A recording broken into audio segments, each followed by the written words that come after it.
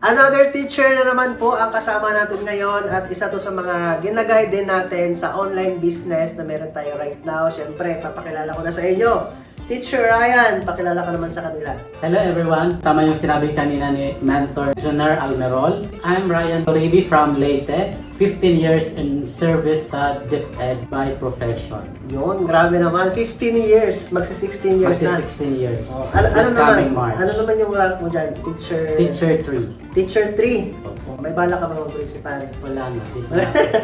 Anyway, so yun na nga, no? And I'm so inspired kasi sa katagal-tagal na nagtuturo sa DepEd, still looking pa rin for another means, another opportunity na pwede ikabago sa buhay niya. And right now, nakita yung opportunity natin through online, nagpa-guide, and matanong ko lang, no?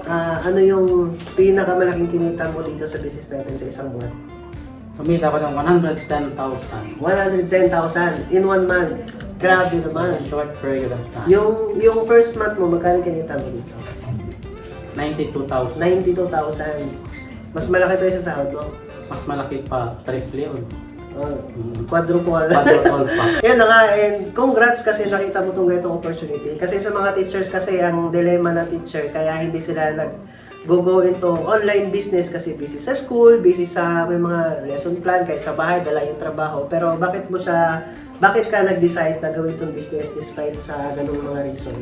Kasi as teacher, hindi natin magawa yung kung ano yung mga pangarap natin sa buhay kasi naano lang tayo sa four corners of our room, focus lang tayo doon sa teaching. Hindi natin alam na meron palang other world na pwede nating pagkakitaan at ilagay natin doon yung sipag at galing natin.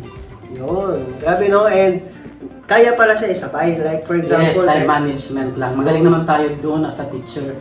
Time management. Yun, tama. Time management lang talaga at saka diskarte sa buhay. Kahit may trabaho ka man, yung free time mo, ilagay mo sa online business para magbigay sa iyo ng mas marami pang free time. No? So, I'm sure maraming teachers right now nanonood na inspired din sa iyo. Gusto rin magkaroon ng pagbabago sa buhay.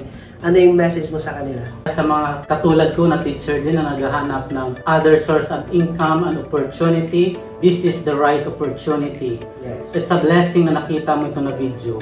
May purpose yan. Sa gusto magpaturo at kung ano naging resulta ko ay magiging resulta nyo rin. Message mo lang si Mentor Juner Almerol at tuturuan kanya paano yung naging income ko maging income mo rin. Yun, ayan, no? So, sa lahat po ng mga teachers right now na nanonood, gusto mo ba na magkaroon din ng extra income, no? Aside sa net pay mo or aside sa sahod na meron ka right now, dagdag income lang para sa'yo, para sa pamilya mo. Message me kung ano yung tinuro ko kay Teacher Ryan.